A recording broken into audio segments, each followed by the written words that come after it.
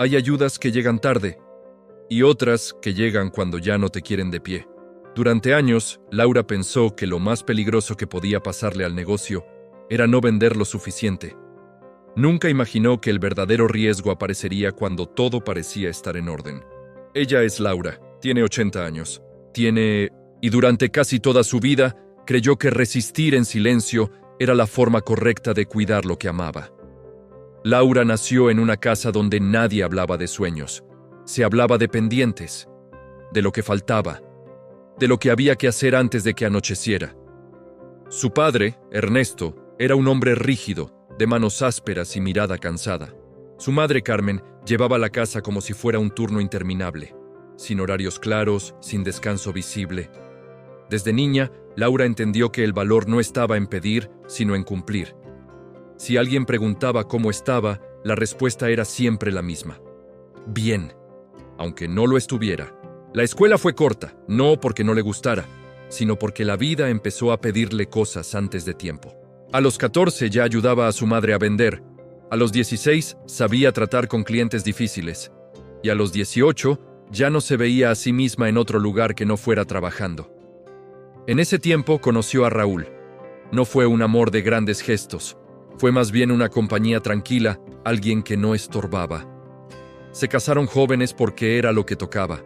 Nadie les preguntó si estaban listos. El negocio no nació como un plan. Nació como una necesidad. Un local pequeño, casi escondido, con muebles prestados y mercancía contada. Laura lo levantó mientras aprendía sobre la marcha. Cuánto cobrar, a quién fiar, cuándo decir que no. Nadie le enseñó. Nadie le preguntó si podía. Raúl ayudaba cuando podía, pero nunca fue el motor. Laura lo sabía y nunca se lo reprochó. Para entonces ya había aprendido que esperar demasiado de los demás solo traía decepción. Cuando nació su hijo, Daniel, el negocio ya estaba ahí. No sólido, no estable, pero vivo. Laura lo llevaba con ella. El llanto del niño se mezclaba con el ruido de la calle, con las voces de los clientes, con el olor del trabajo diario. En ese momento todavía no lo sabía, pero estaba criando a su hijo dentro del lugar que le daba identidad. Los años pasaron sin anuncios. El negocio creció despacio. No hubo saltos grandes, solo constancia. Laura aprendió a reconocer el cansancio como algo normal. Dormía poco, comía rápido, siempre pensando en lo siguiente. Daniel creció viendo a su madre trabajar sin parar. Nunca la vio enferma, nunca la vio detenerse. Eso también enseña algo, aunque nadie lo diga en voz alta. Raúl enfermó cuando Laura ya rondaba los 50. Fue una enfermedad larga, silenciosa, de esas que no hacen ruido, pero desgastan todo. Laura trabajaba de día y cuidaba de noche. El negocio se volvió refugio y carga al mismo tiempo. Cuando Raúl murió, no hubo espacio para el duelo. El local abrió igual al día siguiente. Laura lloró poco y en privado. Aprendió a acomodar la tristeza donde no estorbara. En ese momento todavía no lo sabía, pero estaba empezando a confundirse con el negocio.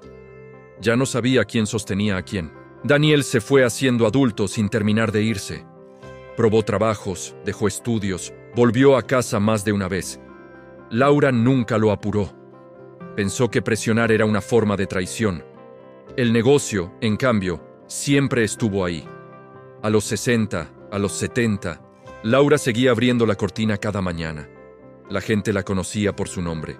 El lugar era pequeño, pero era suyo. Su único lugar. Con los años, el cuerpo empezó a cobrar factura. Dolores que no se iban. Olvidos pequeños. Lentitud. Laura los escondía. No quería que nadie pensara que ya no podía. En ese momento todavía no lo sabía, pero el desgaste no solo venía del trabajo.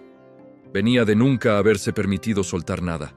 La historia todavía no había llegado a su parte más difícil, pero el cansancio ya estaba sembrado. Hay momentos que no explotan, se deslizan, y cuando te das cuenta, ya te movieron del lugar. Laura creyó durante mucho tiempo que lo más duro ya había pasado. La viudez, el cansancio, los años encima. Pensó que lo demás sería solo resistir un poco más. No sabía que lo que venía no iba a doler en el cuerpo, sino en algo más hondo. Daniel volvió a acercarse al negocio cuando Laura cumplió 78 años.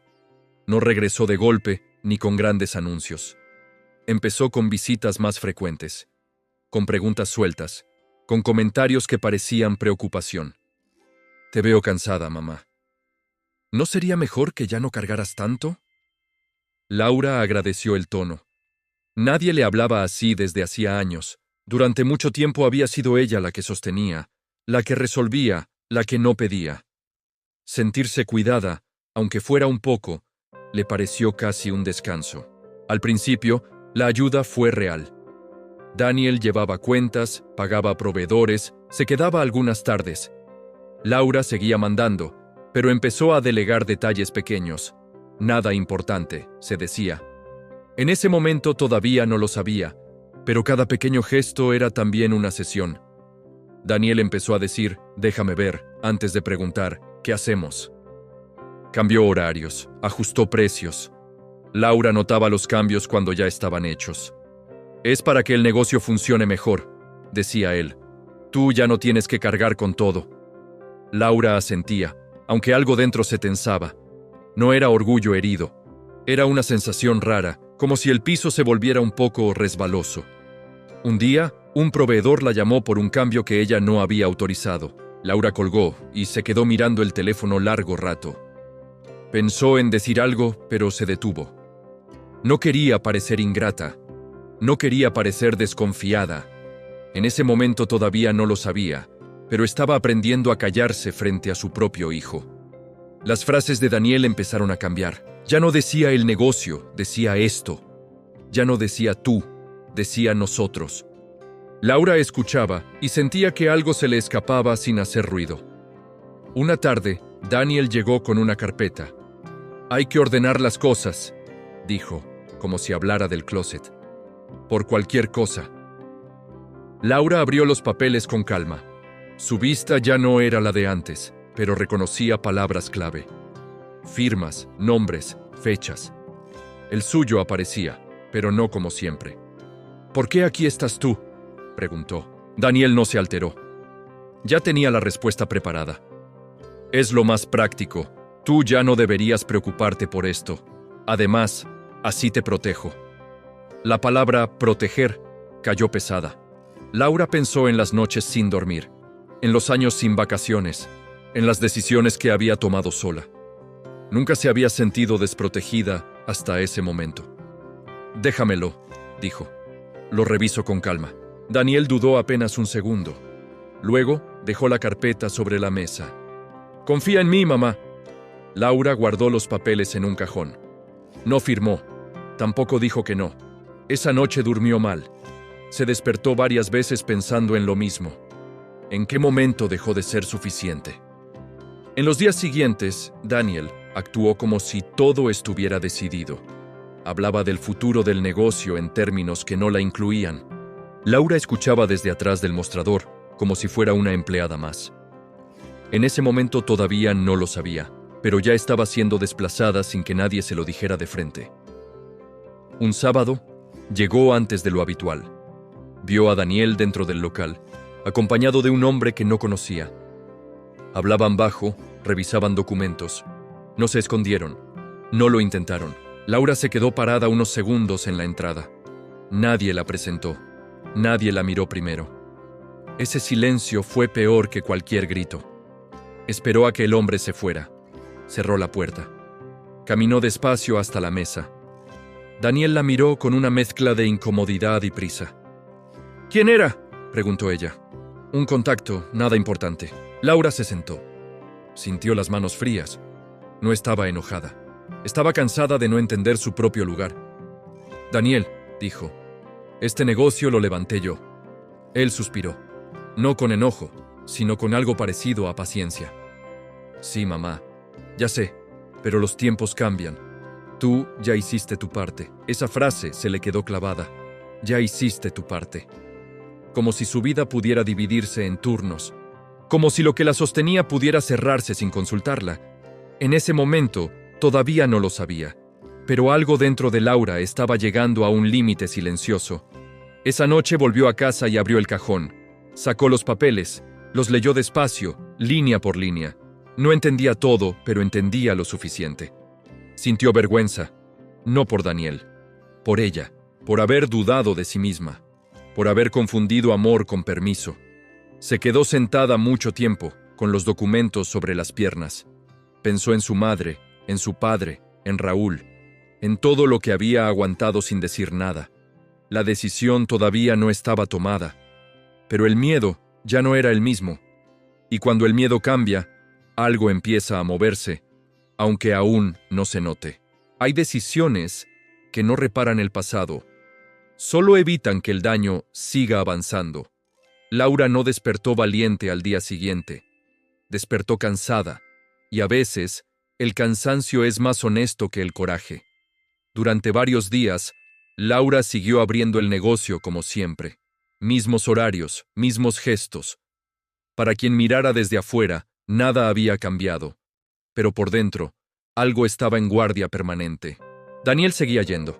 Hablaba de planes, de mejoras, de cuando todo esté a mi nombre. No lo decía como amenaza, sino como certeza. Laura lo escuchaba sin interrumpir.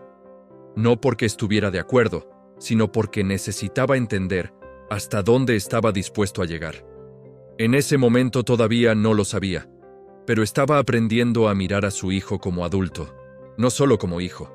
Una tarde, una clienta de años, Marta, le dijo algo sin mala intención. «Qué bueno que ya descansas más, Laura. Tu hijo se ve muy encargado de todo». Laura sonrió, pero la frase le pesó. Descansar. Encargado. Como si ella ya estuviera de salida. Esa noche, en casa, Laura sacó una caja vieja. Ahí guardaba papeles que nunca revisaba, recibos antiguos, contratos iniciales, libretas con cuentas hechas a mano. Los tocó uno por uno. Reconoció su letra joven, firme, decidida. No era nostalgia, era prueba. Al día siguiente fue a ver a un abogado recomendado por una vecina. No entró segura. Entró con vergüenza, como si defender lo suyo fuera un acto egoísta. «No quiero pelear», dijo de entrada. «Solo quiero entender». El abogado le explicó despacio, lo suficiente para que Laura confirmara lo que ya sentía. Si firmaba, dejaba de existir ahí. Legalmente, emocionalmente. En ese momento todavía no lo sabía, pero ya había tomado una decisión. Volvió al negocio más temprano que de costumbre. Daniel llegó después, como siempre, hablando por teléfono. Laura lo dejó terminar. No interrumpió. Esperó. «Necesitamos hablar», dijo cuando colgó. Daniel se sentó, incómodo.